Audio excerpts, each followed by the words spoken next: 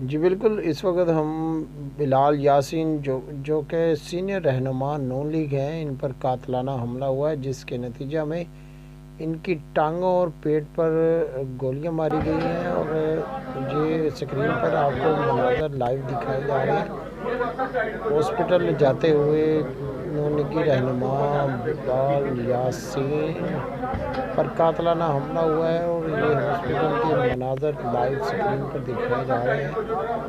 और ये मेरे ख्याल में किसी उनके साथ फ़ोन पर बातचीत भी कर रहे हैं और साथ में हालत भी इनकी तफ्तीशनाक बताई जा रही है और ख़तरे से बाहर भी बताई जा रही है। डॉक्टर्स का कहना है कि शदीद ज़ख्मी हालत में भी ये ख़तरे से बाहर हैं।